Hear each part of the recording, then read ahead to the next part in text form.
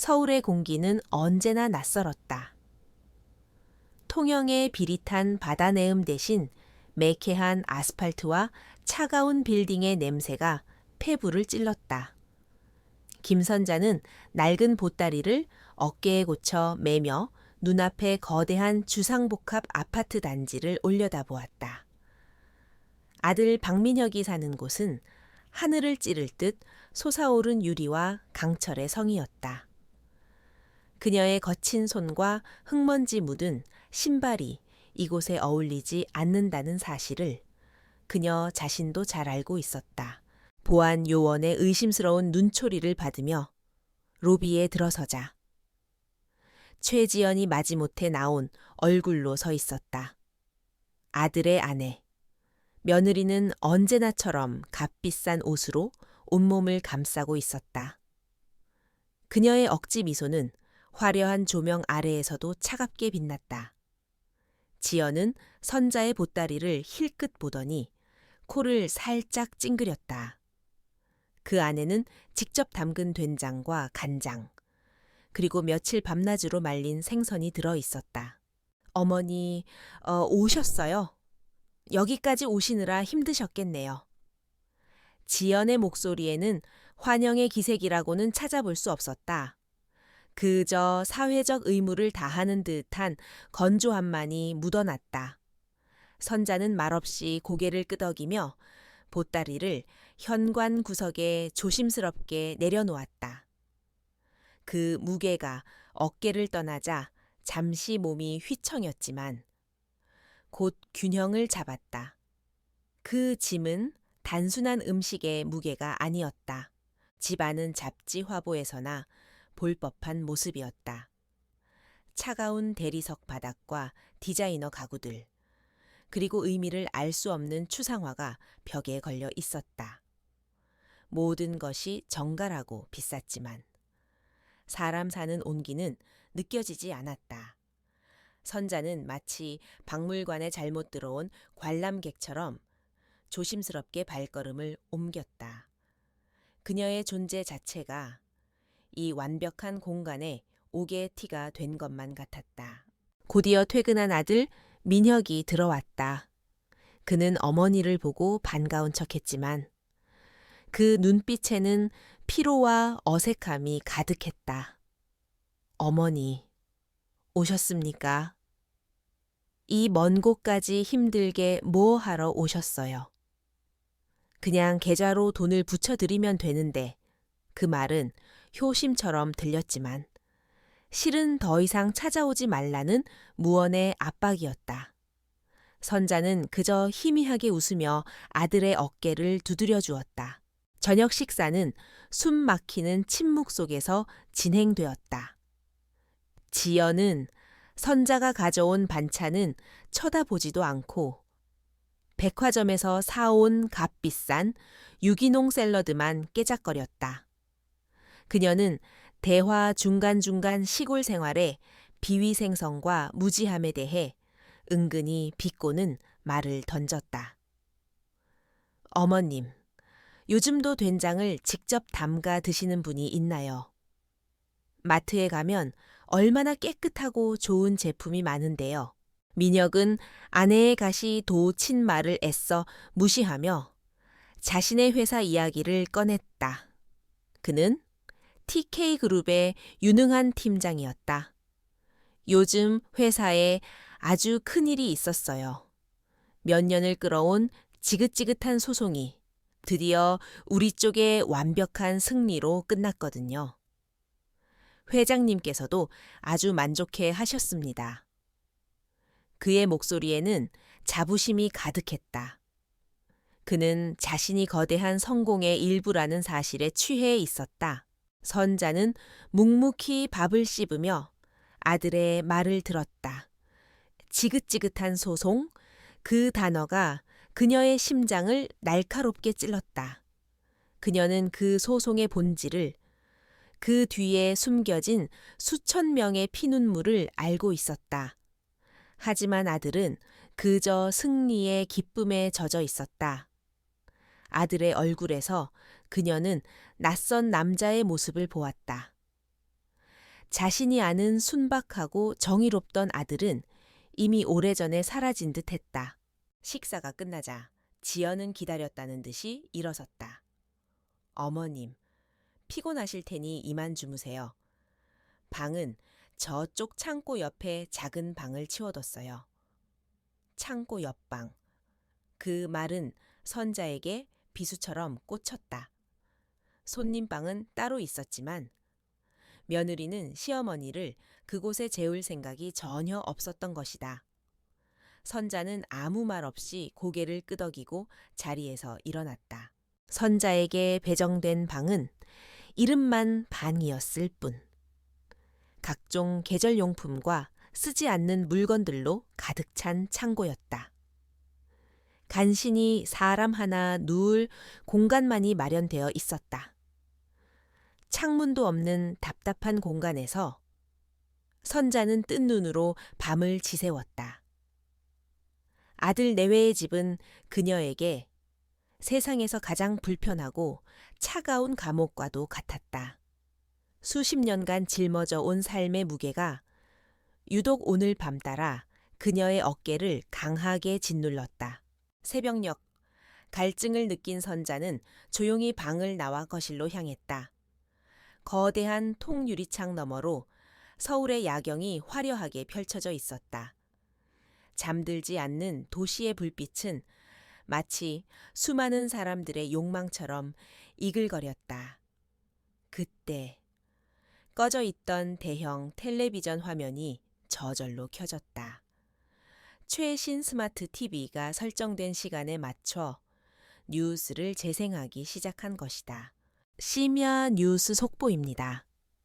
수천 명의 피해자를 낳았던 에이펙스 벤처 펀드 사기 사건의 마지막 상고심에서 대법원은 TK그룹의 손을 들어주었습니다.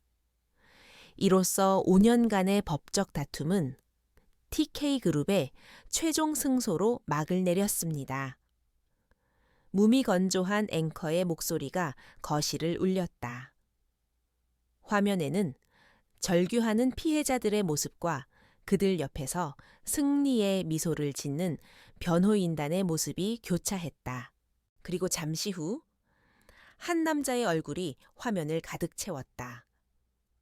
TK그룹의 조태섭 회장이었다. 그는 기자들의 질문에 둘러싸여 자신만만한 표정으로 마이크 앞에 섰다.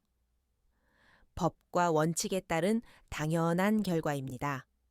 더 이상 불미스러운 일로 기업 활동이 위축되는 일은 없어야 할 것입니다. 그의 목소리는 위엄이 있었지만 그 눈빛에는 승리자의 오만함과 희생자들을 향한 경멸이 서려 있었다. 선자는 숨을 멈췄다. 그녀는 소파에 기대어 있던 몸을 천천히 일으켰다. 화면 속 조태섭의 얼굴과 과거의 기억들이 파편처럼 머릿속에서 되살아났다. 친구의 전 재산을 잃고 스스로 목숨을 끊었던 모습, 평생 모은 돈을 날리고 길거리에 나앉은 노인들의 절망적인 눈빛, 그 모든 비극의 정점에 바로 저 남자, 조태섭이 있었다. 그리고 자신의 아들은 저 남자를 위해 일하며 승리를 자축하고 있었다. 화면 속 조태섭이 만족스러운 미소를 지으며 채오르는 순간 선자의 눈빛이 변했다. 수십 년간 시골 안악의 온화함 속에 감춰져 있던 날카로운 칼날이 번뜩였다. 평생 그녀를 짓눌러 왔던 거대한 책임감, 어깨에 짊어진 희생자들의 염원이 뜨거운 불길처럼 타올랐다. 그것은 단순한 분노가 아니었다. 그것은 반드시 집행되어야 할 정의의 무게였다. 선자는 조용히 리모컨을 들어 TV를 껐다.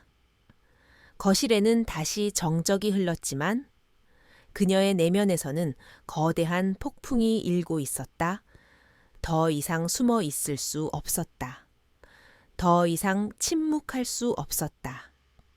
아들과 며느리는 그녀가 시골에서 올라온 초라한 늙은이에 불과하다고 생각하지만 그들은 몰랐다. 그녀가 지금 이 순간 어깨에 짊어지기로 결심한 것이 무엇인지를, 그것은 돈이었다. 조태섭이 훔쳐간 수천 명의 피와 눈물이 밴 엄청난 돈. 그리고 그 돈을 되찾아 원래 주인에게 돌려주는 것. 그것이 바로 그녀, 그림자 환전상, 김선자의 마지막 임무였다. 서울의 차가운 새벽 공기 속에서 잠들어 있던 전설이 조용히 눈을 뜨고 있었다. 다음 날 아침, 식탁의 공기는 어제보다 더 차가웠다. 최지연은 노골적으로 불편한 기색을 드러냈고, 박민혁은 아내와 어머니 사이에서 어쩔 줄 몰라 하며 신문 뒤에 얼굴을 숨겼다. 김선자는 마치 어젯밤의 결심이 꿈이었던 것처럼 평소와 같은 온화하고 표정 없는 얼굴로 묵묵히 아침 식사를 했다. 그녀는 먼저 침묵을 깼다. 나, 오늘 친구 좀 만나러 가야겠다. 지연이 의아한 표정으로 고개를 들었다. 서울에 아는 분도 계셨어요. 그 말투에는 순수한 궁금증보다 시골 할머니가 서울에 아는 사람이 있을 리가라는 무시가 섞여 있었다. 선자는 덤덤하게 대꾸했다. 고향 친구인데 이 근처로 이사 왔다고 해서 며칠 좀 있다가 오마. 그 말에 지연의 얼굴의 순간 화색이 도는 것을 선자는 놓치지 않았다. 민혁은 그제야 신문에서 눈을 떼며 말했다. 어머니, 혼자 괜찮으시겠어요? 길 잃어버리시면 어떡해요? 제가 퇴근하고 모셔다 드릴까요? 아들의 말은 걱정처럼 들렸지만 실은 어머니의 부재를 방이는 아내의 눈치를 살피는 행동에 불과했다. 선자는 손을 저었다. 괜찮다. 사람 사는 곳 다 똑같지.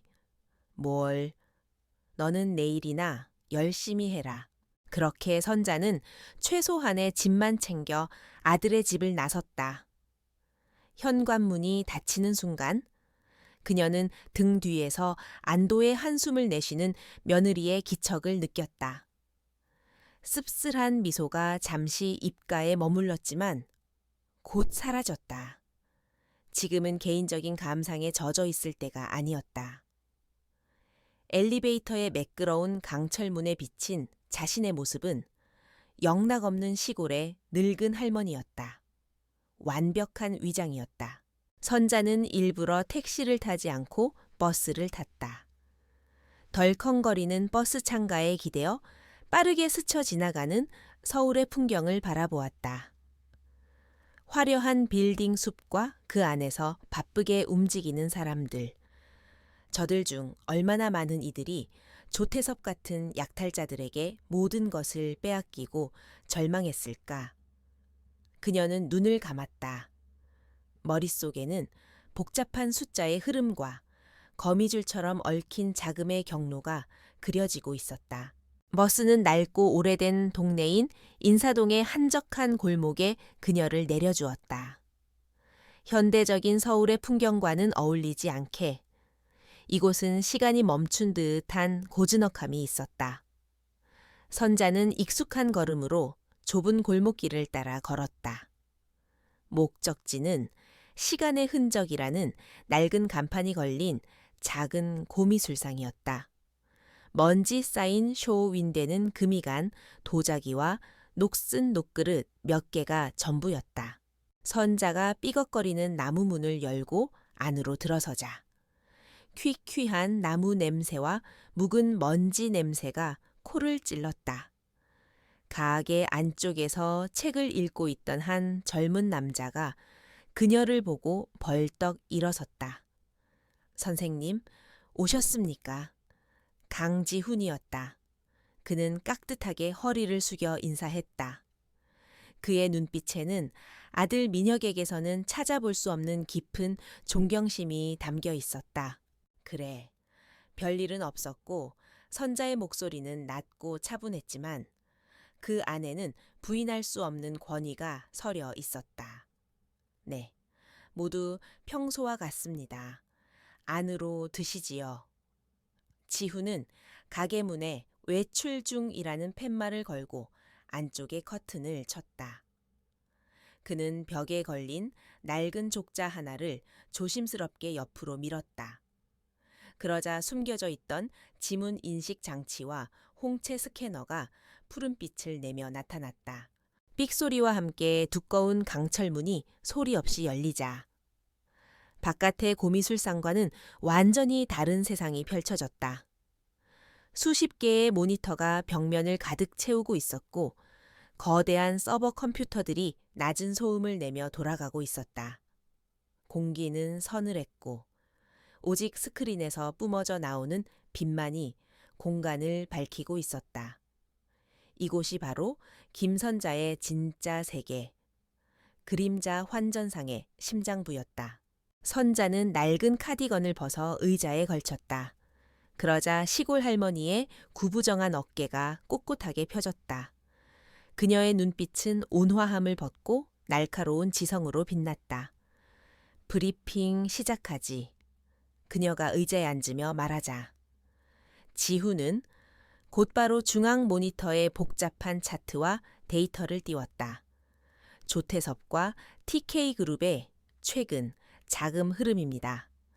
보시다시피 승소 이후 해외 조세 피난처로 향하는 자금의 움직임이 더 대담해졌습니다. 화면에는 케이맨 제도, 버진 아일랜드, 파나마 등으로 뻗어나가는 수십 개의 자금 경로가 거미줄처럼 표시되었다. 모두 유령 회사를 통한 합법적인 거래로 위장되어 있었다. 지훈이 설명을 덧붙였다. 모두 추적이 거의 불가능한 차명 계좌와 암호화폐를 이용하고 있습니다. 저희가 가진 정보만으로는 꼬리를 잡기가 쉽지 않은 상황입니다. 선자는 말없이 화면을 응시했다. 그녀의 눈은 수많은 데이터를 빠르게 훑으며 그 안의 패턴과 이상 징후를 찾고 있었다. 평범한 분석가라면 며칠 밤을 새워도 찾아내지 못할 허점을 그녀는 단 몇 분 만에 발견했다. 이쪽, 리히텐슈타인의 블루 사파이어 법인. 거래량이 다른 곳에 비해 비정상적으로 적고 안정적이야. 이건 자금을 숨기기 위한 위장 계좌가 아니라 다른 목적을 가진 통로일 가능성이 크다. 그녀의 지적에 지훈의 눈이 커졌다. 정말입니다. 여긴 저희도 단순한 페이퍼 컴퍼니 중 하나로 분류했었는데 그는 빠르게 키보드를 두드려 해당 법인의 정보를 심층 분석하기 시작했다. 맞습니다, 선생님. 이 법인의 이사진 명단에 조태섭의 오랜 신복인 윤상무의 처남 이름이 올라와 있습니다. 자금 세탁 외에 비자금을 관리하거나 로비 자금을 전달하는 창구일 수 있겠습니다. 그렇지. 뱀은 머리를 치기 전에 먼저 몸통의 마디를 끊어야 하는 법이다. 선자의 목소리는 차가웠다. 이 블루, 사파이어부터 시작한다. 조태섭이 눈치채지 못하도록 시장의 작은 파도처럼 조용히 흔들어야 해. 그의 신경을 긁되 우리의 존재를 드러내서는 안 된다. 그녀는 이미 머릿속으로 수십 가지의 공격 시나리오를 그리고 있었다. 예스, 동지들에게도 연락해야겠군. 선자는 말했다. 나비의 날갯짓이 필요할 때다. 나비의 날갯짓은 그녀의 네트워크에 보내는 활동 개시 신호였다. 지훈은 고개를 숙이며 대답했다. 알겠습니다. 즉시 전 세계에 흩어져 있는 나비들에게 메시지를 전송하겠습니다. 그는 암호화된 통신 채널을 열고 가을 강가에 서리가 내린다는 짧은 시구 하나를 입력했다. 그것으로 충분했다. 금융계, 법조계, 정계 곳곳에 숨어있던 그녀의 사람들이 움직이기 시작할 것이다. 한편 같은 시각 민혁의 집에서는 지연이 친구와 통화하며 즐겁게 웃고 있었다. 응, 시어머니 친구분 댁에 가셨어. 며칠 있다 오신대. 아, 정말 숨통이 트이는 것 같아. 집에서 된장 냄새가 진동을 해서 죽는 줄 알았다고. 그녀는 소파에 편하게 누워 과자를 먹으며 아무렇지 않게 시어머니를 험담했다. 거실 한쪽에서 서류를 보던 민혁은 아내의 말을 들으며 미간을 찌푸렸다.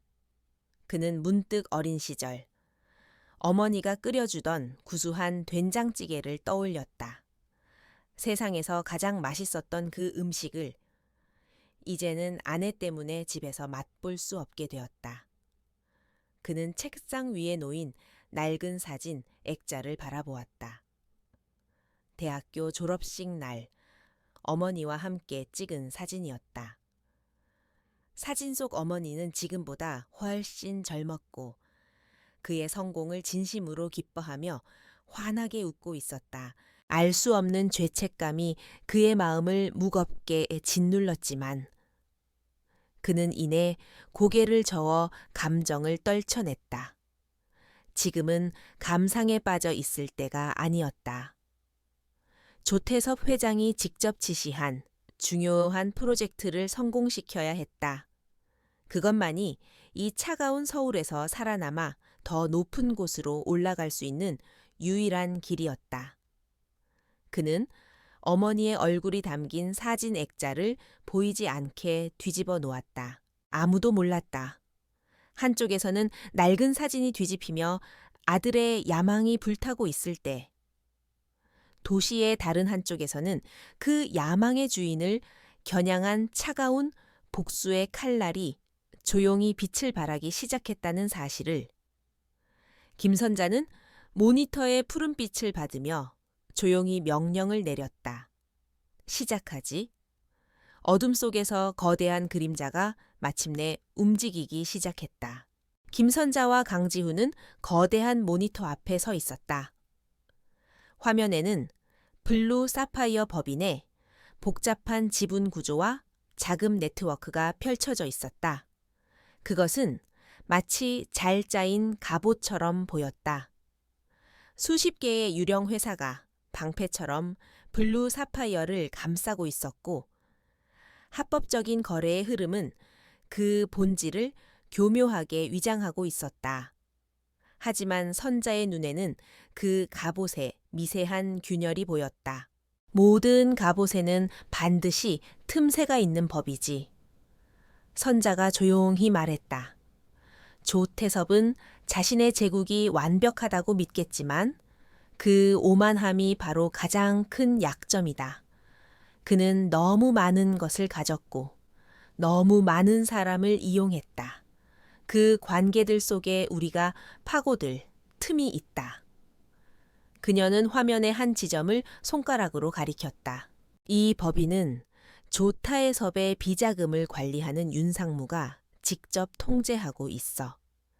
하지만 서류상의 대표는 그의 처남이지. 능력도 없는 자에게 이런 중요한 곳을 맡겼다는 건 그만큼 다른 사람을 믿지 못한다는 증거이자 동시에 가장 안전하다고 믿는 방패이기도 하다. 우리는 바로 이 방패를 가장 먼저 깨뜨릴 것이다. 그들의 계획은 단순한 해킹이 아니었다. 그것은 금융시장과 인간의 심리를 이용한 정교한 오케스트라와 같았다. 작전명은 첫설이, 가을 들판의 곡식을 하룻밤 만에 시들게 만드는 첫서리처럼 조용하지만 치명적인 일격을 가하겠다는 의미였다. 작전은 유럽의 금융시장이 개장하는 시간에 맞춰 시작되었다. 지훈이 키보드를 두드리자 스위스 제네바에 있는 한 내비에게서 신호가 왔다. 그는 유럽중앙은행의 고위 관료와 친분이 있는 유능한 금융 로비스트였다. 그의 임무는 간단했다. 특정 산업 분야에 대한 부정적인 전망을 담은 보고서가 곧 발표될 것이라는 정보를 은밀하게 흘리는 것이었다. 소문은 보이지 않는 파도처럼 금융가를 순식간에 휩쓸었다. 동시에 런던의 또 다른 나비인 경제 전문 기자가 움직였다. 그는 자신의 영향력 있는 칼럼에 이 소문을 뒷받침하는 분석 기사를 올렸다. 기사는 직접적으로 어떤 기업을 명시하지 않았지만 누구나 그 대상이 몇몇 첨단 기술 기업이라는 것을 짐작할 수 있었다. 블루 사파이어가 상당량의 주식을 보유하고 있는 바로 그 기업들이었다. 시장은 즉각 반응했다. 불안감을 느낀 투자자들이 주식을 팔기 시작했고 해당 기업들의 주가는 미세하게 하락하기 시작했다. 이것이 바로 선자가 기다리던 순간이었다. 지금이다. 그녀의 나지막한 말에 지훈의 손가락이 바쁘게 움직였다. 블루 사파이어의 자동 거래 시스템은 이 작은 주가 하락을 위험 신호로 감지하고 설정된 프로토콜에 따라 손실을 최소화하기 위해 보유 주식을 자동으로 매도하기 시작했다. 바로 그 찰나의 순간 선자가 미리 설립해둔 홍콩의 유령 회사가 매도 물량을 헐값에 모두 사들였다. 수백만 건의 거래가 동시에 이루어지면서 블루 사파이어의 시스템에 순간적인 과부하가 걸렸다. 지훈은 바로 이 0.1초도 안 되는 찰나의 틈을 놓치지 않았다. 그는 시스템의 방화벽이 흔들리는 순간 머리카락보다 얇은 거미줄 같은 데이터 추출 프로그램을 심는 데 성공했다. 작전은 완벽했다. 블루 사파이어는 약간의 금전적 손실을 입었지만 워낙 거대한 자산을 굴리는 회사였기에 시장의 정상적인 변동성으로 치부될 수준이었다. 하지만 선자가 얻은 것은 그보다 훨씬 값진 것이었다. 이제 그들은 조태섭의 비밀 금고안을 들여다볼 수 있는 작은 열쇠 구멍을 손에 넣은 것이다. 조태섭의 자금 흐름, 로비 내역, 비밀 거래 장부까지 모든 것이 그들의 소나귀에 들어올 터였다. 한편 TK그룹 본사의 화려한 회장실에서 조태섭은 윤상무의 보고를 받고 있었다. 그는 최고급 가죽 소파에 깊숙이 몸을 묻은 채 시가 연기를 내뿜고 있었다. 그래서 블루 사파이어에서 약간의 손실이 발생했다. 이 말인가? 그의 목소리에는 짜증이 섞여 있었다. 그는 이런 사소한 일로 자신의 시간을 뺏는 것을 극도로 싫어했다. 윤상무는 땀을 닦으며 조심스럽게 대답했다. 네, 회장님, 시장 변동성 때문에 자동 거래 시스템이 반응한 것 같습니다. 손실액은 전체 자산에 비하면 미미한 수준입니다. 시스템 관리팀을 족쳐서 다시는 이런 일이 없도록 하겠습니다. 그는 이것이 단순한 기술적 문제라고 확신하고 있었다. 조타의섭은 코웃음을 쳤다. 자네 처남이라는 사람, 제대로 일은 하고 있는 건가 하긴 애초에 능력을 보고 맡긴 자리는 아니었지. 그는 윤상무를 경멸적으로 쳐다보며 말했다. 그런 사소한 일로 나를 귀찮게 하지 말게. 자네 선에서 알아서 처리해.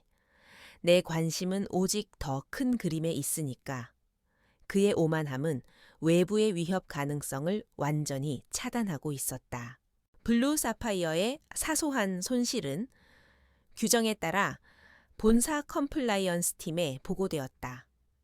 해외 법인의 일상적인 거래 손실 보고서는 그다지 중요한 문서가 아니었다. 팀장은 서류를 훑어보더니 마침 야근을 하고 있던 박민혁을 불렀다. 박 팀장, 이거 좀 맡아주게. 해외 법인 거래 로그 분석해서 원인 분석 보고서 하나 간단하게 만들어놔. 그렇게 운명의 장난처럼 어머니가 만들어낸 첫 번째 균열의 뒷수습이 아들인 민혁의 손에 맡겨졌다.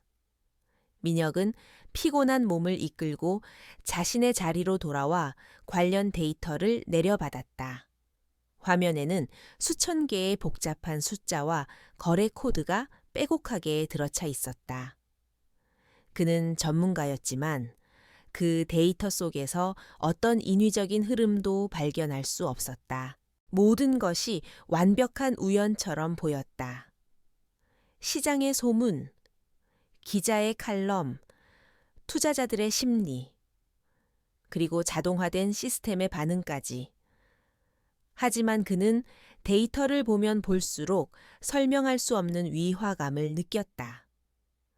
각각의 거래는 정상적이었지만 그것들이 모여 만들어낸 결과는 마치 잘 짜인 각본처럼 너무나도 완벽했다. 마치 보이지 않는 손이 시장을 조종한 것만 같았다. 이상하군. 그는 혼잣말을 하며 미간을 찌푸렸다.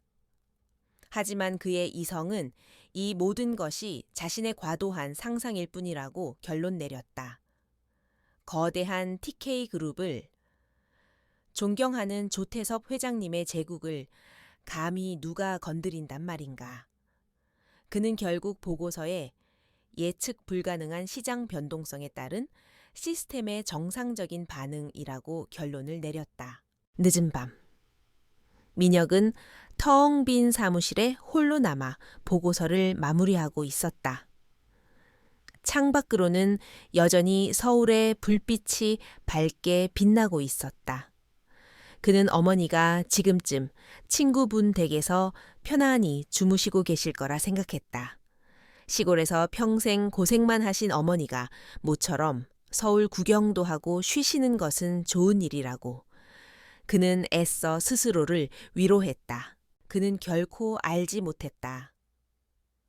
자신이 지금 처리하고 있는 이 사소한 업무가 존경하는 회장님의 제국을 무너뜨리기 위한 거대한 전쟁의 서막이라는 것을, 그리고 그 전쟁을 지휘하는 총사령관이 바로 자신이 없인 여기던 시골 출신의 늙은 어머니라는 사실을. 그는 피곤한 한숨을 내쉬며 보고서의 마지막 마침표를 찍었다. 그 마침표는 조태섭 제국의 첫 번째 균열을 덮는 임시방편에 불과했다.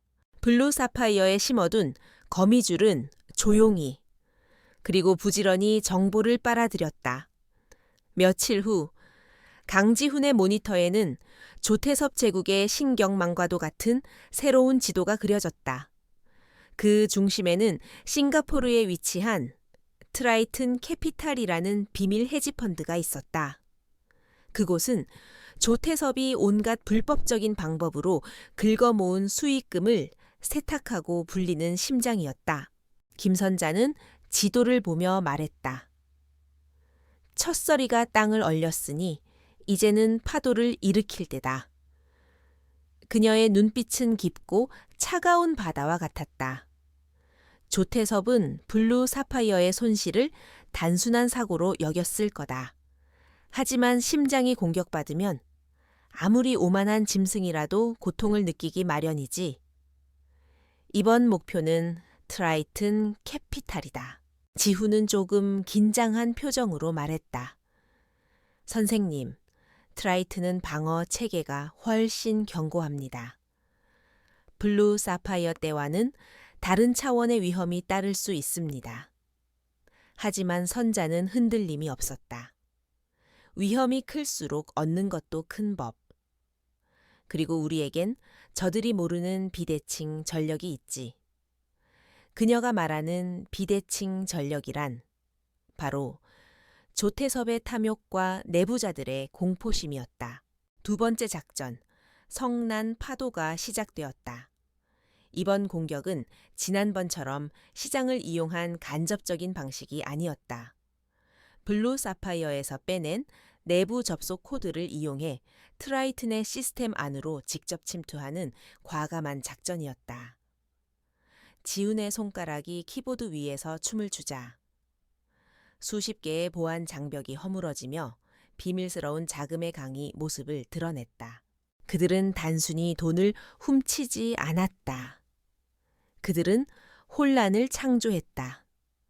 지후는 트라이튼의 내부 시스템을 이용해 자기 자신과 모순되는 거래를 수백 건 실행시켰다.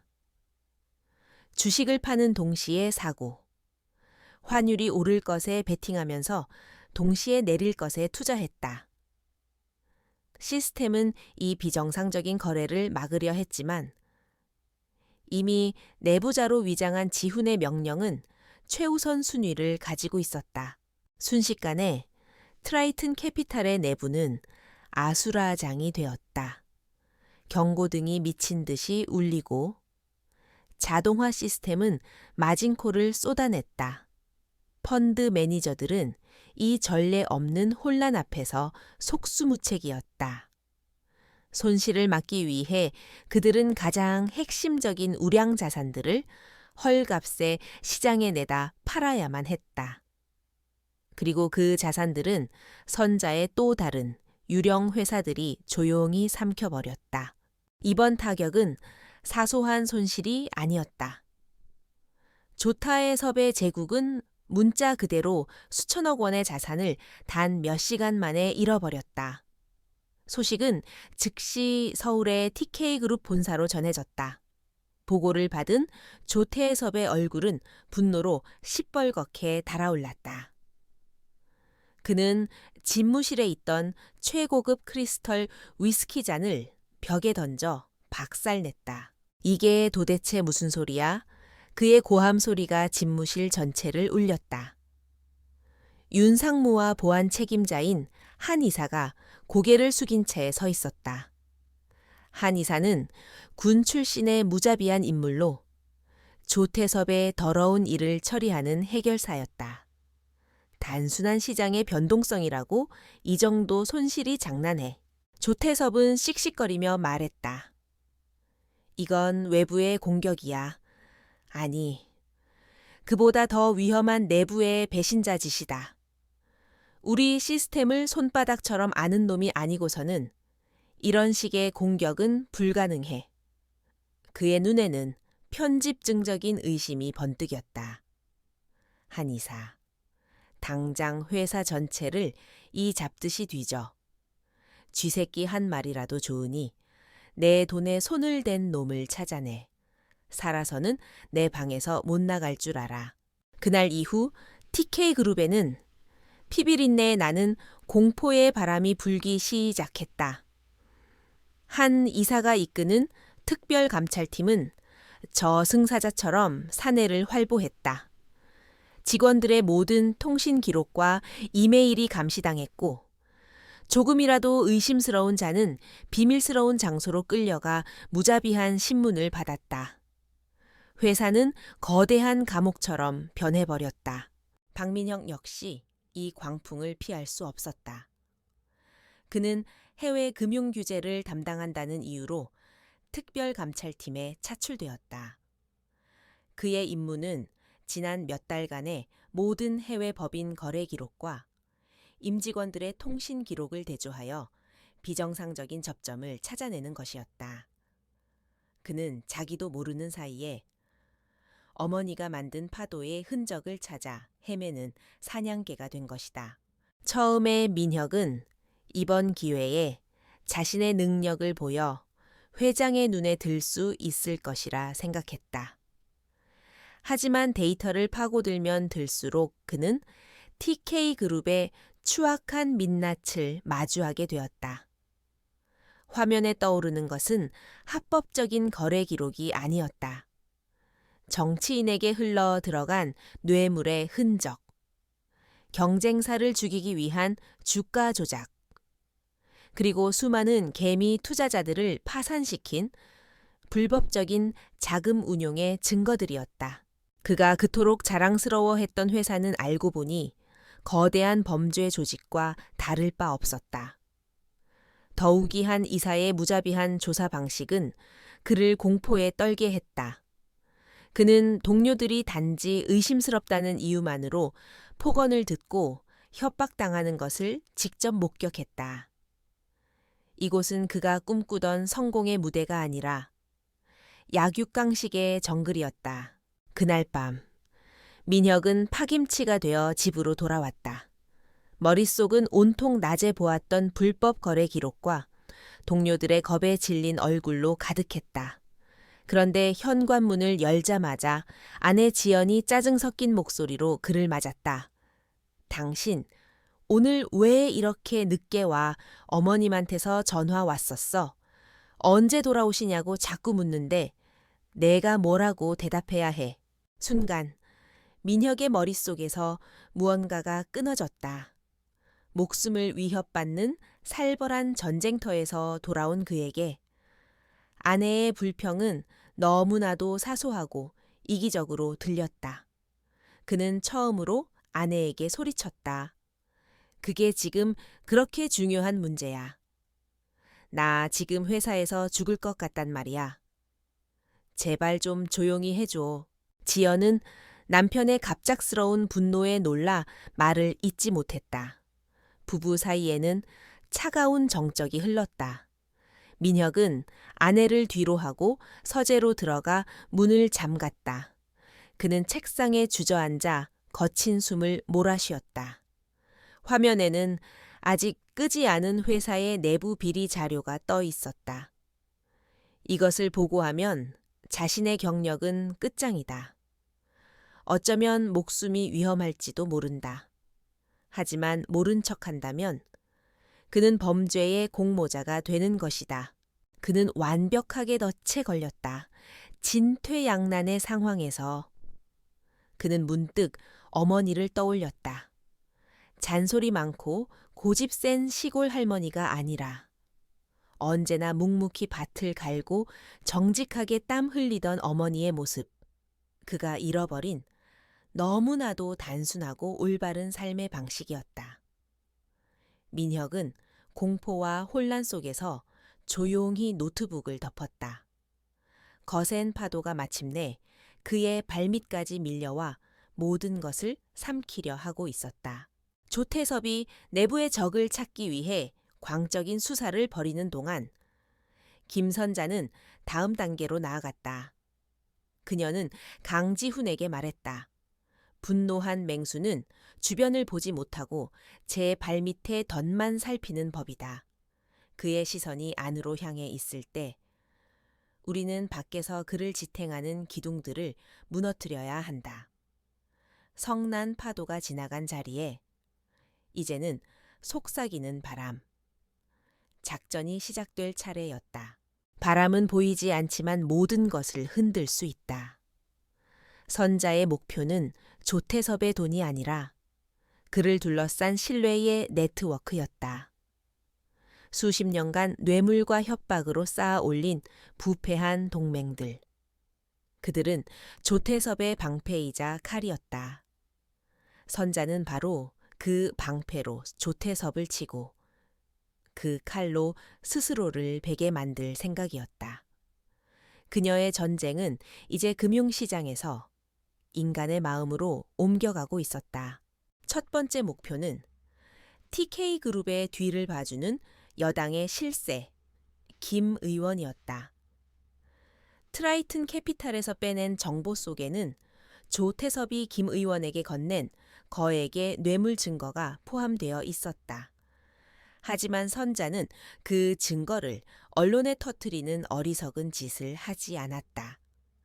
증거는 마지막 순간을 위한 비장의 카드였다. 그녀는 대신 훨씬 더 정교한 방법을 선택했다. 지우는 김 의원의 라이벌인 야당 의원에게 익명의 이메일 한 통을 보냈다. 메일에는 어떤 설명도 없었다. 단지 강남의 고급 빌라 주소와 특정 날짜, 그리고 TK라는 이니셜만 적혀 있었다. 그 빌라는 조태섭이 차명으로 구입해 김 의원에게 상납한 것이었다. 그 자체로는 아무것도 증명할 수 없었지만 의심의 씨앗을 심기에는 충분했다. 아니나 다를까. 며칠 후 야당 의원은 비공식적인 경로를 통해 해당 부동산의 등기부등본을 확인하기 시작했다. 조태섭의 그림자가 어른거리는 것을 발견한 그는 회심의 미소를 지었다. 김 의원을 공격할 완벽한 무기를 찾았다고 생각했지만 그는 자신이 더 큰 연극판 위의 장기말이라는 사실을 알지 못했다. 김 의원은 갑작스러운 주변의 탐색에 위기감을 느끼고 조태섭과의 거리를 두기 시작했다. 두 번째 바람은 조태섭의 자금 세탁을 도와 온 협력업체 명성건설의 이 회장을 향해 불었다. 선자는 조태섭과 이 회장이 함께 진행하는 해외 개발 프로젝트의 내부 감사 보고서를 위조했다. 보고서는 조태섭이 이 회장 몰래 프로젝트 자금을 빼돌리고 있다는 내용을 담고 있었다. 모든 수치와 데이터는 너무나도 정교해서 실제 회계사도 속아 넘어갈 정도였다. 이 위조 보고서는 명성건설 내부의 나비를 통해 이 회장의 책상 위에 조용히 올라갔다. 평소 조태섭의 탐욕을 경계하던 이 회장은 보고서를 보고 경노했다. 그는 즉시 TK그룹과의 모든 공동 프로젝트를 시장 상황의 불확실성을 이유로 전면 보류시켰다. 조태섭에게는 수천억 원짜리 프로젝트가 중단되는 치명적인 타격이었다. 의심의 바람은 걷잡을 수 없이 퍼져나갔다. 조태섭에게 충성을 맹세하던 이들이 하나둘 등을 돌리기 시작했다. 전화를 피하고 약속을 취소했으며 보내는 선물도 되돌려 보냈다. 조태섭은 미칠 지경이었다. 내부에서는 배신자를 찾지 못했는데 외부의 동맹들은 마치 전염병처럼 떨어져 나가고 있었다. 그는 완벽하게 고립되고 있었다. 그의 분노는 차가운 편집증으로 변해갔다. 그는 이제 아무도 믿지 않았다. 수십 년간 함께 해온 윤상무마저 의심의 눈초리로 바라보았다. 그는 중요한 결정을 독단적으로 내리기 시작했고 그의 불안정한 모습은 남아있던 충신들마저 등 돌리게 만드는 악순환을 낳았다. 김선자의 보이지 않는 바람이 조태섭이라는 거대한 성을 뿌리부터 흔들고 있었다. 한편 박민혁의 집에서는 다른 종류의 의심이 싹트고 있었다. 김선자가 집을 나간 지 벌써 2주가 다 되어가고 있었다. 그녀는 가끔 전화를 걸어 친구가 아직 많이 아파서 좀 더 있어야겠다는 말만 반복했다. 며느리 최지연은 이 상황이 도무지 이해가 되지 않았다. 평생 시골만 알고 살던 시어머니가 서울에 연고도 없이 이렇게 오래 머무는 것이 수상했다. 여보, 뭔가 이상하지 않아. 어머님이 이렇게 오래 친구 병간호를 한다니. 말이 돼. 지연은 퇴근한 민혁에게 불만을 토로했다. 하지만 민혁은 회사 일로 머리가 터질 지경이라 아내의 말에 귀 기울일 여유가 없었다. 무슨 걱정이야. 알아서 잘 계시겠지. 그의 무심한 대답에 지연의 의심은 더욱 커져만 갔다. 지연은 자신만의 수사를 시작했다. 그녀는 선자가 남기고 간 작은 보따리를 몰래 뒤졌다. 하지만 나오는 것이라고는 낡은 속옷 몇 벌과 해진 몸빼바지뿐이었다. 그녀는 고개를 갸웃거렸다. 혹시 도박에 빠진 것은 아닐까? 아니면 황혼의 로맨스라도 서울에서 외로운 노인을 만나고 있는 것일지도 모른다는 상상까지 했다. 그녀의 의심은 시어머니의 진짜 모습과는 너무나도 동떨어진 저속하고 유치한 상상에 불과했다. 그녀는 친구들과의 숫에서 자신의 추리를 늘어놓았다. 우리 시어머니, 아무래도 수상해. 서울에서 남자라도 생긴 거 아닐까 어유. 주책이야 정말. 그녀는 시어머니의 비밀을 캐내는 탐정이 된 양 우쭐댔다. 급기야 지연은 선자가 알려준 친구 집 주소로 직접 찾아가 보기로 했다. 하지만 그 주소는 존재하지 않는 유령 주소였다. 지연은 확신했다. 시어머니가 무언가 떳떳하지 못한 일을 꾸미고 있는 것이 틀림없었다. 그녀는 이 사실을 민혁에게 알렸지만 민혁은 그저 피곤한 얼굴로 손을 내저을 뿐이었다. 그는 지금 회사에서 벌어지는 진짜 전쟁에 비하면 아내의 의심이 얼마나 하찮은 것인지 설명할 수 없었다. 밤이 깊었다. TK그룹의 꼭대기층. 조태섭은 불 꺼진 회장실에 홀로 앉아 있었다. 그의 앞에는 수십 명의 사진이 붙어 있는 거대한 보드가 있었다. 한때 그의 동맹이었던 정치인, 기업가, 법조인들의 얼굴. 이제 그 사진들 위에는 의심을 뜻하는 붉은색 X 표시가 그어져 있었다. 그는 배신자들의 숲에 갇힌 채 홀로 떨고 있었다. 같은 시각, 강남의 고급 아파트에서 최지연은 휴대폰을 들고 누군가와 통화하고 있었다. 네, 흥신소죠. 저희 시어머니 뒷조사를 좀 맡기고 싶은데요. 그녀는 시어머니의 초라한 비밀을 곧 밝혀낼 수 있으리라 확신하며 비열한 미소를 지었다. 두 명의 적수는 각자의 방식으로 김선자를 쫓고 있었지만 그들의 오만과 편견은 진실로부터 눈을 멀게 하고 있었다. 선자가 설계한 완벽한 함정은 그들의 심리, 바로 그 자체였다. 조태섭의 광기는 극에 달했다. 내부 수사에서 아무런 성과가 없자. 그는 외부의 최고 사이버 보안 전문가들로 구성된 용병팀을 고용했다. 천문학적인 돈이 투입되었다. 그들의 임무는 단 하나. 트라이튼 캐피탈 공격 당시에 남겨진 아주 미세한 디지털 발자국이라도 찾아내는 것이었다. 수십 테라바이트의 데이터 속에서 그들은 마침내 바늘 하나를 찾아냈다. 그것은 서울의 한 서버를 경유했다가 0.001초 만에 사라진 유령 신호였다. 너무나도 짧고 희미해서 대부분의 분석가들은 노이즈로 치부하고 넘어갈 흔적이었다. 하지만 조태섭의 용병들은 달랐다. 그들은 이 작은 변칙 신호에 집요하게 매달렸다. 이것이 공격의 진원지를 찾을 유일한 단서라고 확신했다. 그림자를 향한 추적이 시작된 것이다.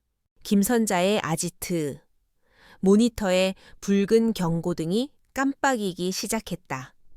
강지훈의 표정이 굳어졌다. 선생님, 놈들이 우리의 흔적을 찾아냈습니다. 아주 희미한 신호였는데 이걸 증폭해서 역추적하고 있습니다. 그의 손가락이 미친 듯이 키보드를 두드렸지만 상대의 추적은 거대하고 조직적이었다. 마치 수십 마리의 사냥개가 한 마리의 여우를 몰아가는 형국이었다. 얼마나 버틸 수 있지? 선자의 목소리는 놀라울 정도로 침착했다. 그녀의 평온함은 오히려 지훈에게 안정감을 주었다. 최대 1시간입니다. 모든 방화벽과 우회로를 동원해도 그들의 자금력과 기술력으로 밀어붙이면 위치가 특정되는 건 시간 문제입니다. 그의 이마에 식은땀이 흘렀다. 전설적인 그림자 환전상의 아지트가 발각될 위기였다. 선자는 즉시 결정을 내렸다. 모든 데이터를 파기하고 아지트를 폐쇄한다. 지금부터 퇴각 준비를 시작하지. 그녀의 눈에는 한치의 망설임도 없었다.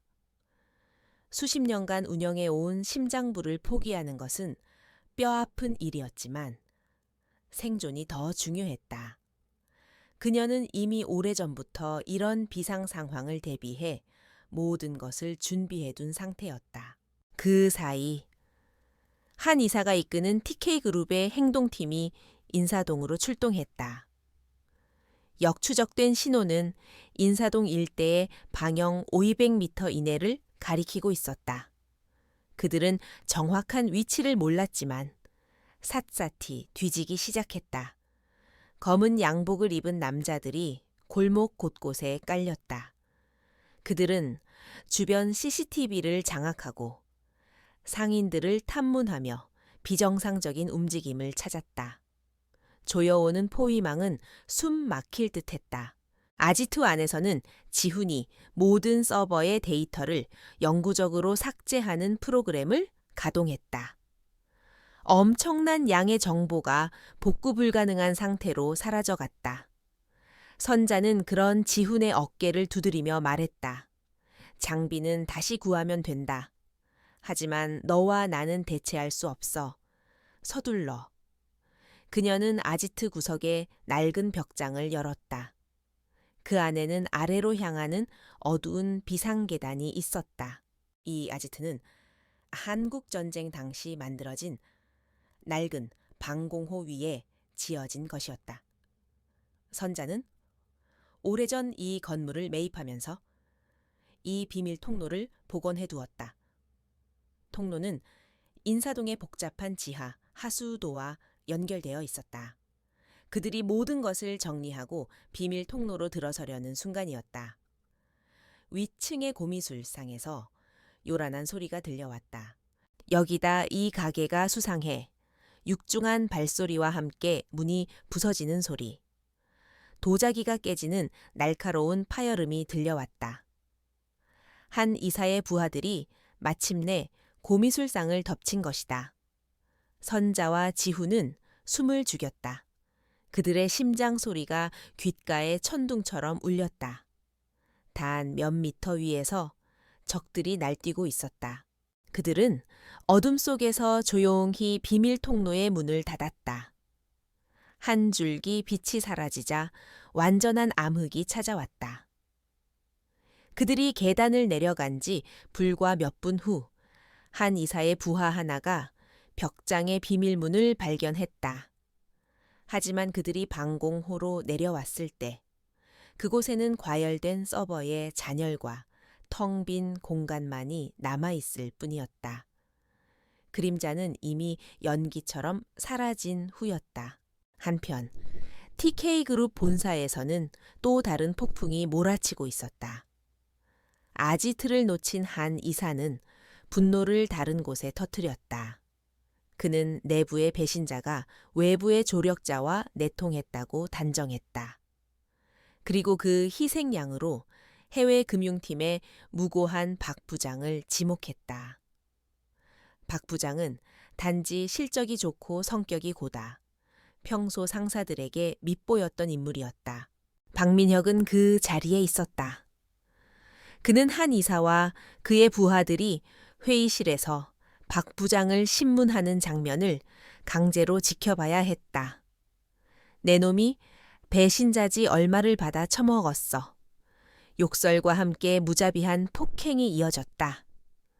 박 부장은 피를 흘리며 결백을 주장했지만 아무도 듣지 않았다.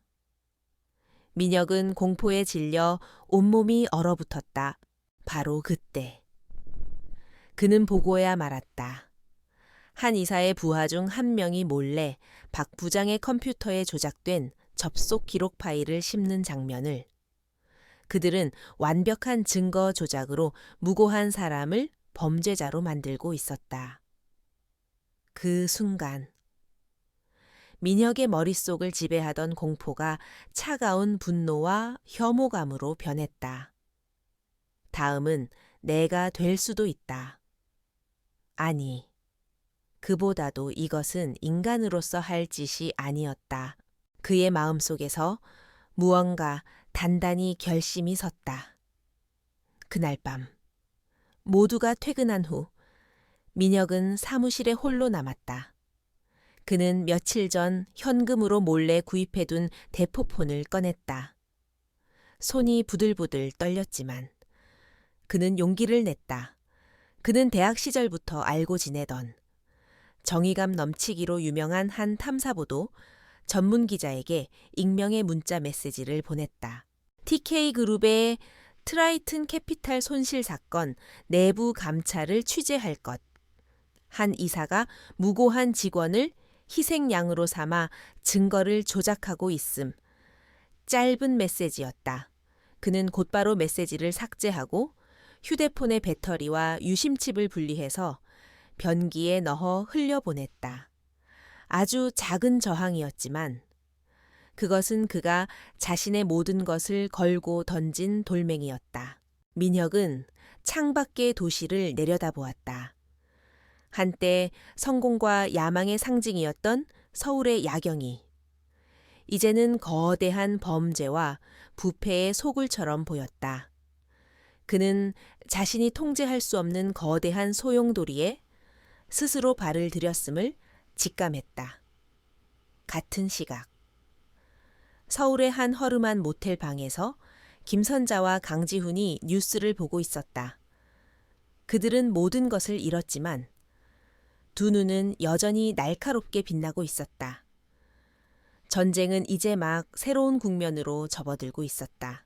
박민혁에게 지옥은 TK그룹의 사무실이었다. 그가 던진 작은 돌멩이는 예상보다 큰 파문을 일으켰다. 그가 익명으로 제보한 기자는 끈질기게 TK그룹을 파고들기 시작했다. 기사화되지는 않았지만 집요한 취재는 한 이사의 심기를 건드렸고 그의 광기는 이제 박민혁을 향하기 시작했다. 한 이사는 민혁을 자신의 방으로 불렀다. 그는 민혁의 앞에 서류 뭉치 하나를 던졌다. 희생양이 된 박 부장을 완벽하게 범죄자로 매장시키기 위해 조작된 재무 보고서였다. 박 팀장, 자네가 똑똑하니 잘 알겠지. 이 서류를 오늘 밤까지 완벽하게 만들어 회계법인과 검찰, 그 누구도 흠잡을 수 없도록 말이야. 이건 회장님의 직접 지시야. 민혁의 피가 차갑게 식었다. 이것은 단순한 자료 정리가 아니었다. 명백한 범죄 행위에 동참하라는 명령이었다. 거부하면 어떻게 될지는 불보듯 뻔했다. 박 부장 다음은 자신이 될 것이다. 그는 떨리는 목소리로 겨우 대답했다. 알겠습니다. 이사님. 그의 대답을 듣고 나서야 한 이사는 만족스러운 미소를 지으며 그의 어깨를 두드렸다. 사무실로 돌아온 민혁은 의자에 주저앉았다. 사방이 벽으로 막힌 기분이었다. 이대로 명령에 따르면 그는 범죄의 공모자가 되어 평생 조태섭의 노예로 살아야 한다. 거부하면 모든 것을 잃고 사회적으로 매장당하거나 어쩌면 그 이상의 험한 꼴을 당할지도 모른다. 아내 지연의 얼굴이 떠올랐지만 그녀에게 이 사실을 털어놓을 수는 없었다. 그녀는 그를 이해하지 못할 것이다. 완전한 고립감과 절망 속에서 그의 머릿속에 한 사람의 얼굴이 떠올랐다. 어머니였다.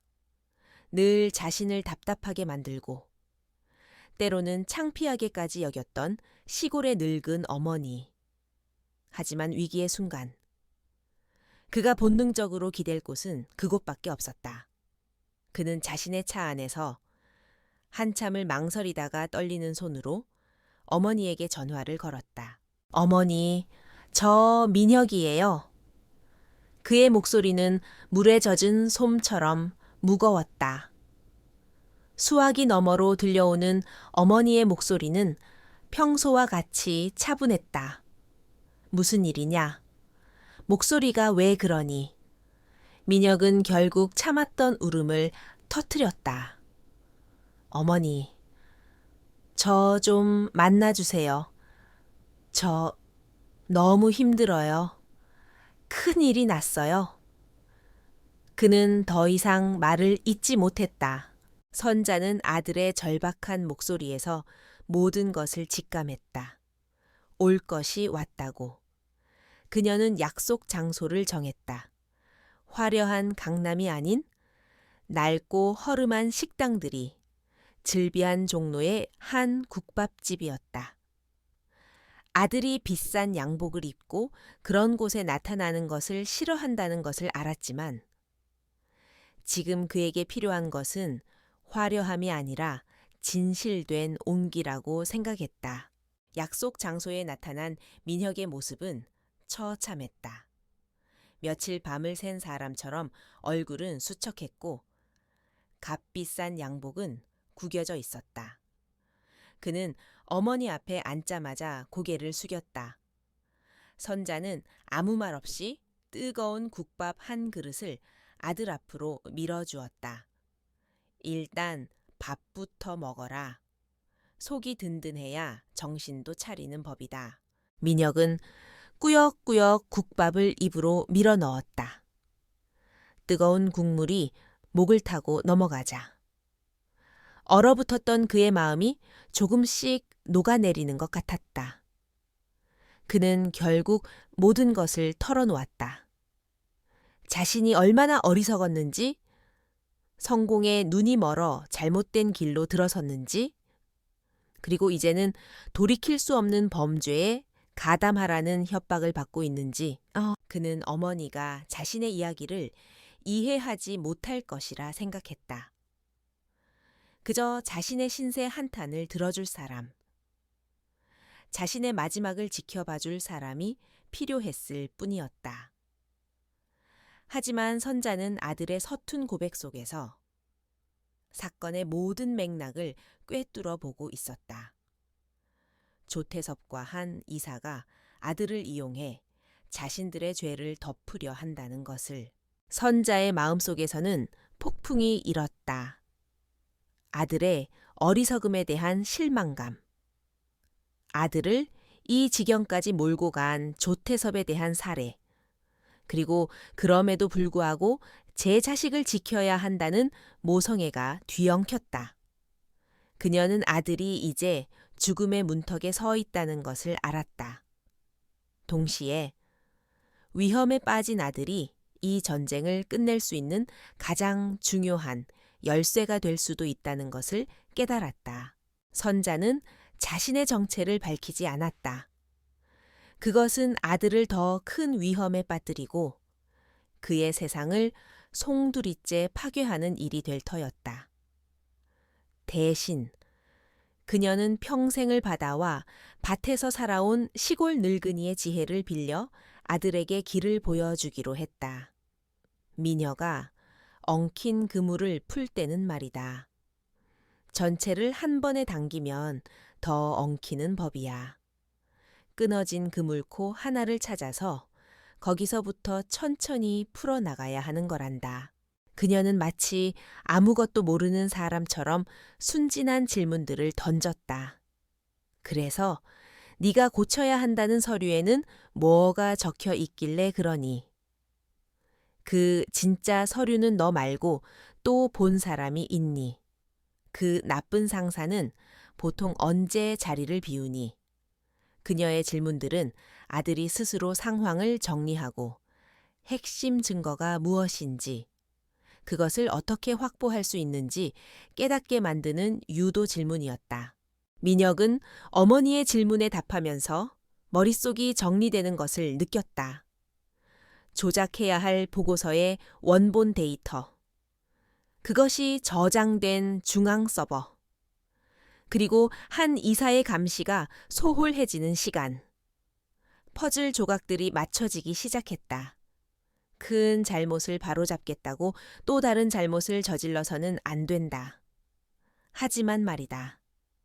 거센 태풍이 불 때는 꼿꼿한 소나무는 부러지기 쉬워도 부드러운 갈대는 휘어지며 살아남는 법이란다.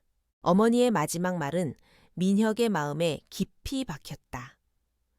그는 어머니가 자신에게 무엇을 말하려 하는지 어렴풋이 알 것 같았다.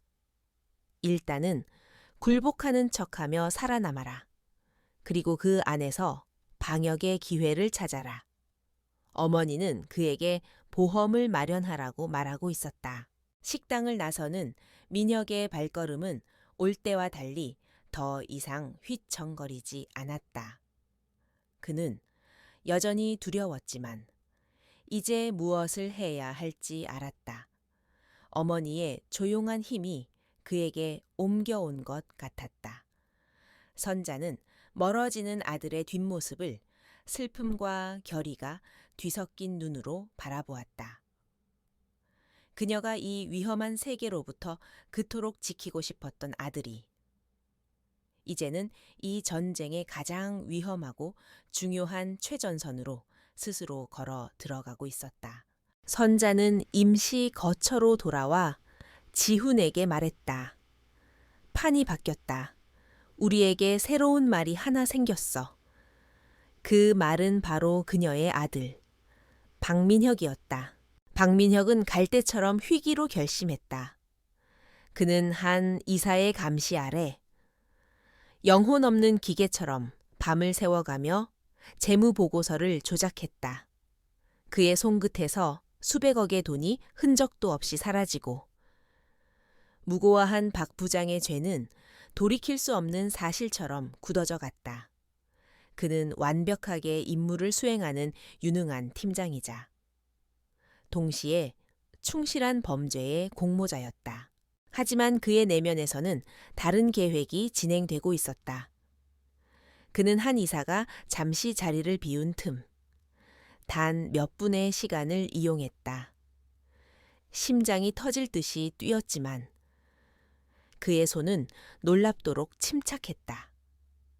그는 보고서에 원본 데이터가 담긴 중앙 서버에 접속해 모든 것을 손톱보다 작은 마이크로 SD카드에 복사했다. 그의 보험이었다. 조태섭의 목에 겨눌 비수였다. 이제 남은 문제는 이 비수를 어떻게 어머니의 손에 쥐어주느냐였다. 통화는 도청될 위험이 있었고 이메일은 추적당할 수 있었다. 그는 어머니의 지혜를 다시 한번 떠올렸다. 가장 안전한 곳은 가장 눈에 띄지 않는 곳이다. 그는 다음 날 어머니에게 안부를 묻는 척 전화를 걸어 시골에서 가져온 반찬이 그립다는 거짓말을 했다. 선자는 아들의 의도를 즉시 파악했다. 그녀는 네가 좋아하는 깨십장아찌를 친구 편에 좀 보냈다. 지하철역 물품 보관함에 넣어뒀으니 찾아가거라. 라고 대답했다. 암호와도 같은 대화였다.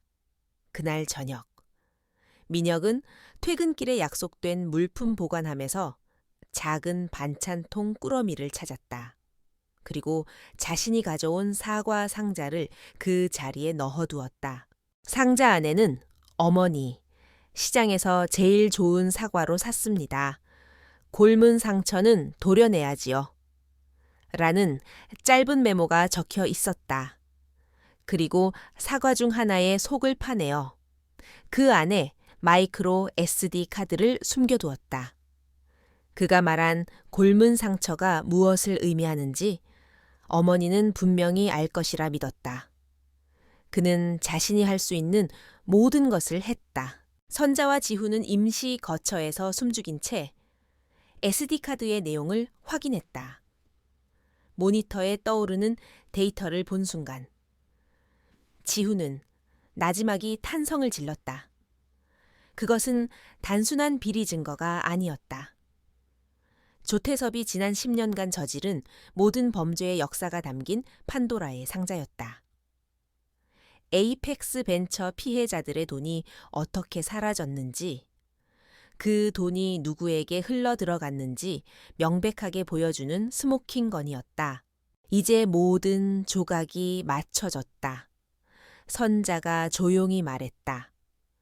그녀의 눈은 승리를 예감하는 장수처럼 빛나고 있었다. 조태섭을 법정에 세울 증거는 충분해. 하지만 그걸로는 부족하다.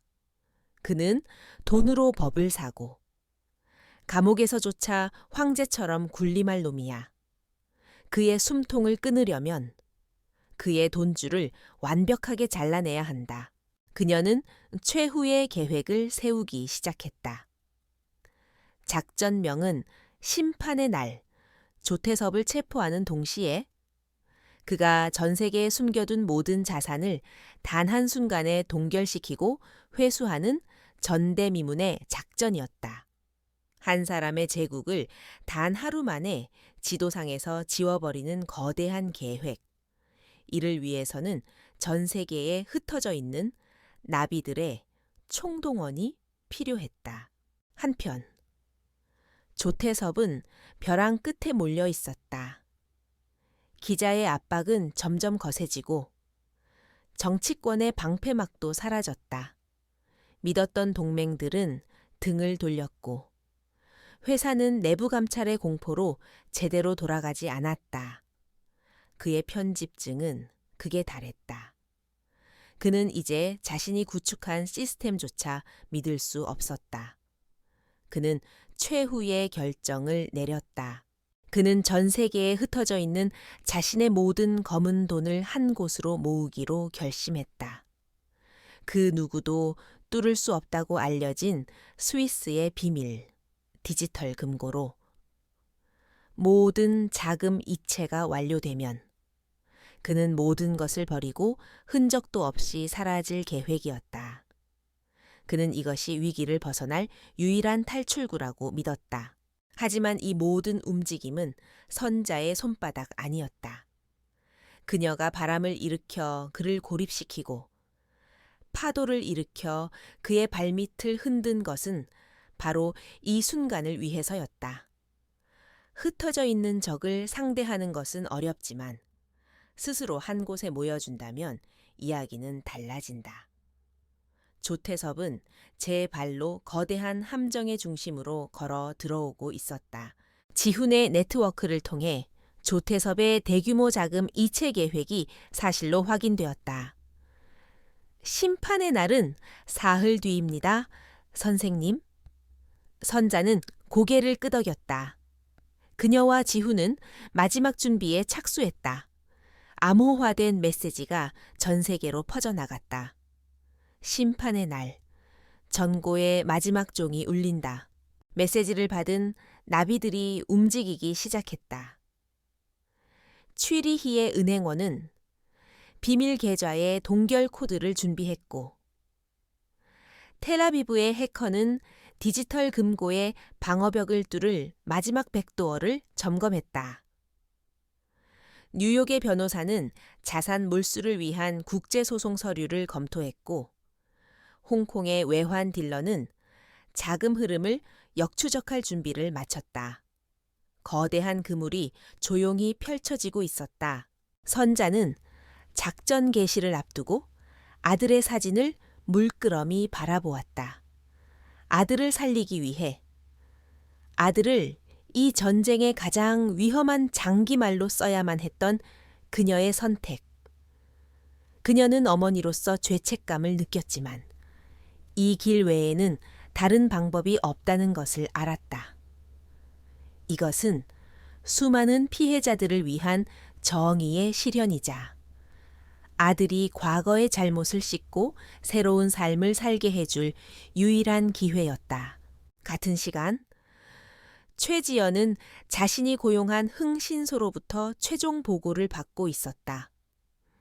사모님, 특별한 점은 전혀 없었습니다. 대상자 김선자는 주로 도서관이나 공원에서 시간을 보내고 가끔 젊은 남자 강지훈을 만나 식사를 하는 게 전부입니다. 손자로 추정됩니다. 지연은 허탈감에 빠졌다. 자신의 극적인 상상과는 달리 시어머니의 행적은 너무나도 지루하고 평범했다. 마침내 심판의 날이 밝았다. 임시 거처의 중앙 모니터에는 조태섭의 자금 이체 현황을 보여주는 카운트다운이 시작되어 있었다. 전 세계의 자금이 스위스를 향해 무서운 속도로 빨려 들어가고 있었다. 지훈이 긴장된 목소리로 말했다. 모든 준비가 끝났습니다. 선생님, 명령만 내리시면 됩니다. 선자는 얼음처럼 차갑고 맑은 눈으로 모니터를 응시했다. 카운트다운이 마지막 10초를 남기고 있었다. 그녀는 조용히, 하지만 단호하게 고개를 끄덕였다. 길고 길었던 전쟁의 마지막 장이 이제 막 시작되려 하고 있었다. 폭풍이 마침내 도착한 것이다. 심판의 날? 전고! 조태섭은 자신의 펜트하우스 집무실에서 모든 자금 이체가 완료되었다는 메시지를 확인했다. 그의 입가에 마침내 안도와 승리의 미소가 번졌다. 수십 년간 쌓아 올린 부패의 제국. 그 모든 것이 이제 안전한 곳으로 옮겨졌다. 그는 창밖 헬리패드에 대기 중인 전용 헬리콥터를 바라보며 시가를 깊게 빨아들였다. 이제 이 지긋지긋한 나라를 뜨기만 하면 모든 것이 끝난다. 하지만 그가 승리를 만끽하던 바로 그 순간 김선자의 입에서 나지막한 명령이 떨어졌다. 종을 울려라. 그 말은 보이지 않는 신호가 되어 전 세계로 퍼져나갔다. 텔아비브의 한 지하 벙커에서 나비 네트워크의 천재 해커가 키보드에 엔터 키를 눌렀다. 그가 몇 주간 심어놓은 백도어 프로그램이 활성화되었다. 철옹성이라 불리던 스위스 디지털 금고의 방화벽이 소리 없이 무너져 내렸다. 자금이 인출된 것은 아니었다. 그보다 더 지독한 일이 벌어졌다. 모든 자산이 그 자리에서 완벽하게 동결되었다. 동시에 취리히의 은행원은 뉴욕의 변호사팀이 미리 준비해둔 국제자금세탁방지법 위반 혐의에 긴급 법적 조치 서류를 제출했다. 조태섭의 돈은 이제 그 자신도 손댈 수 없는 거대한 얼음 덩어리가 되어버렸다. 두 번째 종이 울렸다. 강지훈이 박민혁이 목숨을 걸고 빼내온 데이터의 봉인을 풀었다. 정보는 한 곳으로 향하지 않았다. 대한민국 모든 주요 언론사, 검찰청, 금융감독원, 그리고 TK그룹, 이사회 멤버 전원의 개인 이메일로 동시에 전송되었다. 어제까지 속삭이던 바람은 이제 모든 것을 집어삼키는 거대한 폭풍이 되어 서울을 덮쳤다. TK그룹 본사, 긴급 이사회 회의실의 공기는 얼음장처럼 차가웠다. 조태섭이 자신의 건강상의 이유로 인한 명예로운 은퇴를 발표하기 위해 소집한 자리였다. 하지만 회의장에 모인 이사들의 표정은 이상했다. 그들은 모두 자신의 태블릿 PC와 휴대폰에서 눈을 떼지 못하고 있었다. 방금 전 도착한 익명의 이메일. 그 안에는 조태섭의 모든 범죄가 담긴 판도라의 상자가 열려 있었다. 아무것도 모르는 조태섭이 의기양양하게 회의장으로 들어섰다. 그는 준비해온 연설을 시작했다. 아시다시피 제 건강이 바로 그때 한 원로 이사가 자리에서 벌떡 일어났다. 그는 분노로 떨리는 손으로 자신의 태블릿 PC를 치켜들었다. 조 회장, 이게 다 무슨 소리란 말입니까? 그 순간 회의장의 대형 스크린이 지지직거리더니 강지훈에 의해 장악되었다. 화면 가득. 조태섭이 에이펙스 벤처의 비자금을 승인하는 문서와 그의 친필 사인이 클로즈업되어 나타났다. 회의장은 아수라장이 되었다. 이사들의 고성과 비명이 터져 나왔다. 배신감과 공포가 뒤섞인 혼란의 도가니였다. 조태섭의 얼굴에서 오만함이 사라지고 당혹감과 분노가 스쳐 지나갔다. 이게 무슨, 누가 감히 이런 짓을. 그는 경호 책임자인 한 이사를 미친 듯이 외쳤지만 아무런 대답도 들려오지 않았다. 바로 그 순간 회의실에 육중한 문이 거칠게 열리며 수십 명의 검찰 수사관들이 들이닥쳤다. 모든 것은 동시에 일어나고 있었다. 대한민국의 모든 TV 채널에서 긴급 속보가 터져 나왔다. TK그룹 조태섭 회장, 천문학적 규모의 펀드 사기 및 비자금 조성 혐의. 그의 얼굴이 대한민국 전체에 생중계되고 있었다. 그를 비호하던 정치인들의 사무실 앞에는 기자들이 몰려들었고 그의 동맹이었던 기업가들은 서둘러 선을 긋기 시작했다. 회의실 안. 조태섭은 완전히 고립되었다. 그는 도망치려 했지만 수사관들에게 길이 막혔다. 같은 시각, 한 이사와 그의 더러운 일을 처리하던 행동팀 역시 각자의 사무실에서 체포되고 있었다. 왕을 지키던 성벽과 기사들은 한순간에 모두 사라졌다. 제국은 벌거벗은 왕을 남겨둔 채 모래성처럼 무너져 내리고 있었다. 수석 검사가 조태섭의 앞으로 다가와 차가운 목소리로 체포영장을 낭독했다. 조태섭 씨, 당신을 특정 경제범죄 가중처벌, 법상 사기, 횡령, 배임 및 자금 세탁 혐의로 긴급 체포합니다. 정보의 출처를 알게 된 기자들이 복도에 몰려들었고 수십 개의 카메라 플래시가 쉴 새 없이 터졌다. 철의 제왕. 조태섭의 손에 차가운 수갑이 채워졌다. 그의 얼굴에서 마지막 가면이 벗겨져 내렸다. 그곳에는 오만함 대신 패배한 늙은 짐승의 비참하고 절박한 표정만이 남아 있었다. 이건 음모야. 나는 함정에 빠진 거다. 그가 발악하듯 소리쳤지만 그의 목소리는 카메라 셔터 소리에 묻혀 사라졌다. 그 모든 광경을 박민혁은 자신의 사무실 컴퓨터 모니터를 통해 보고 있었다. TK그룹의 모든 직원들이 그랬던 것처럼 그는 자신이 존경하고 두려워했던 회장이 무력하게 끌려나가는 모습을 멍하니 바라보았다.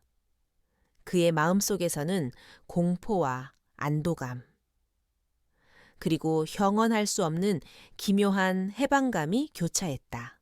그때 그의 주머니에서 휴대폰이 짧게 진동했다. 발신자 표시 제한. 문자 메시지는 단 한 단어였다. 고맙다. 그는 그 메시지가 누구에게서 온 것인지 알 수 있었다. 그는 조용히 눈을 감았다. 지옥 같던 시간들이 주마등처럼 스쳐 지나갔다. 같은 시각, 서울의 허름한 모텔방.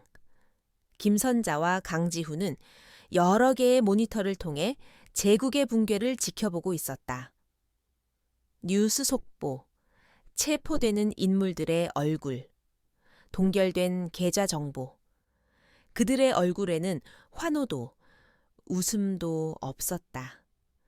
그저 길고 힘들었던 임무를 마친 자들의 조용한 만족감만이 감돌았다.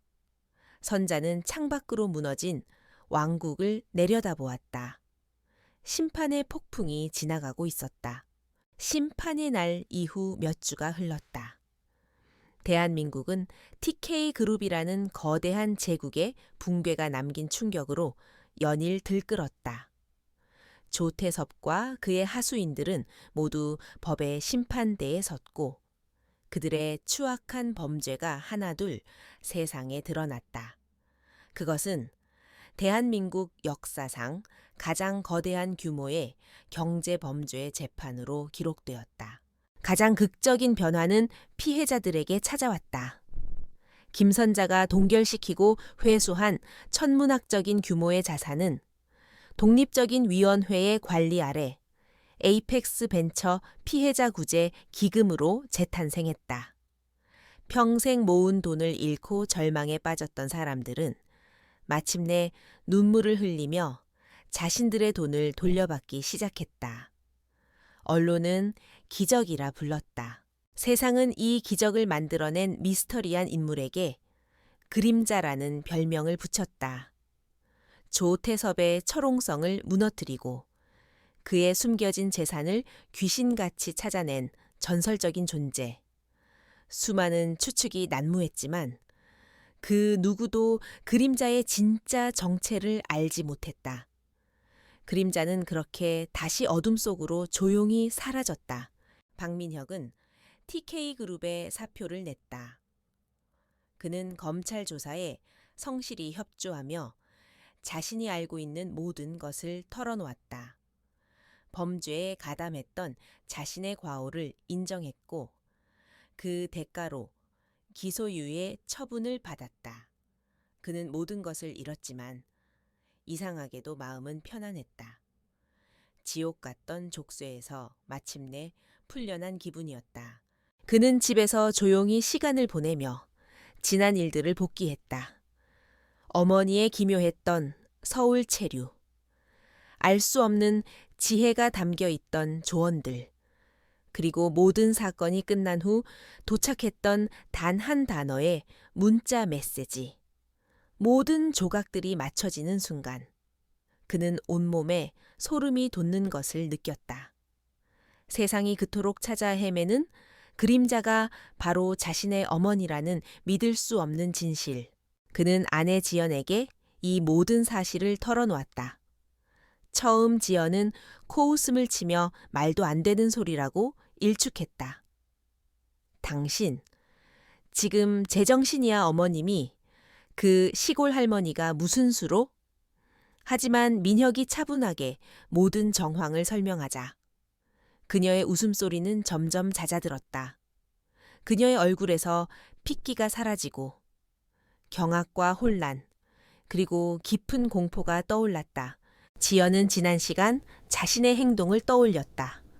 시어머니를 무시하고 경멸하고 더러운 벌레 보듯 했던 자신의 모습.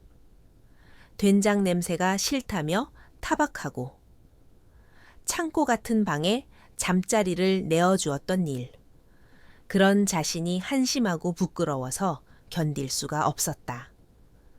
자신이 벌레만도 못하게 여겼던 그 사람은 한 나라를 뒤흔든 거대한 폭풍의 핵이었던 것이다. 며칠 후 김선자가 통영으로 돌아가기 위해 아들의 집에 들렀다.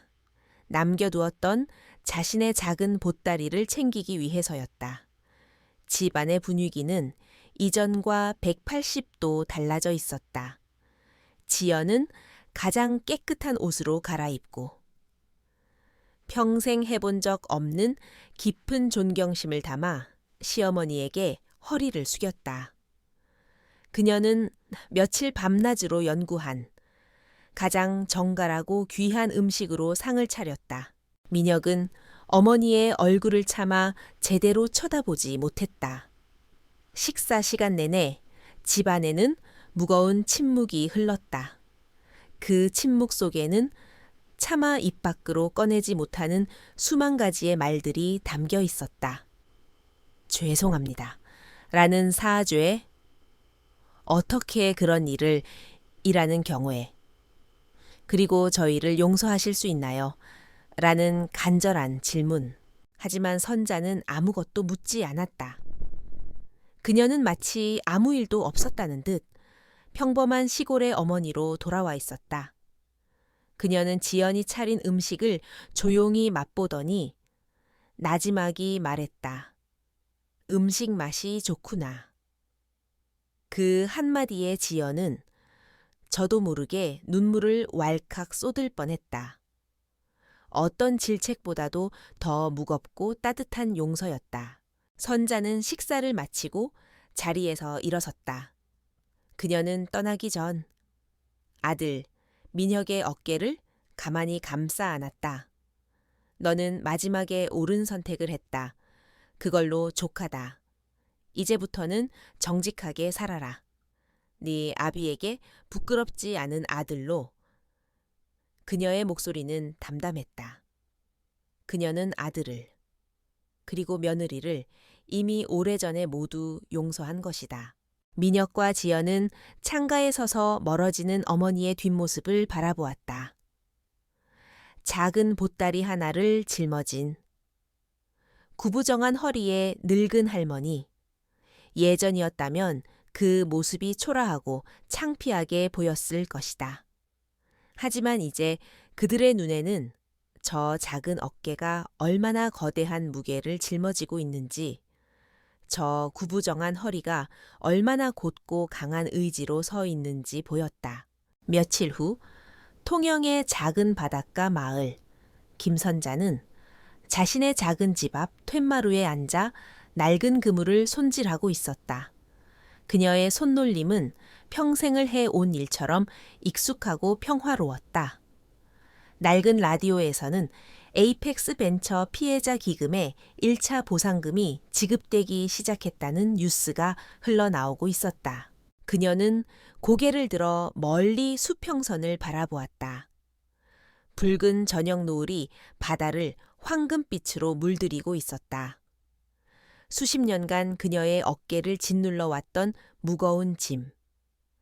희생자들의 원한과 죽어간 친구의 마지막 부탁. 그 모든 것이 이제는 끝났다. 짐이 완전히 사라진 것은 아니었다. 그 기억은 그녀의 삶의 일부로 영원히 남아있을 것이다. 하지만 이제 그 무게는 더 이상 그녀를 짓누르는 고통이 아니었다. 그것은 명예롭게 완수한 임무의 흔적이자 그녀가 지켜낸 정의의 무게였다. 그녀의 주름진 입가에 아주 오랜만에 작고 평화로운 미소가 떠올랐다. 거대한 폭풍을 일으켰던 전설은 이제 다시 이름 없는 시골의 할머니로 돌아와 고요한 황혼을 맞이하고 있었다.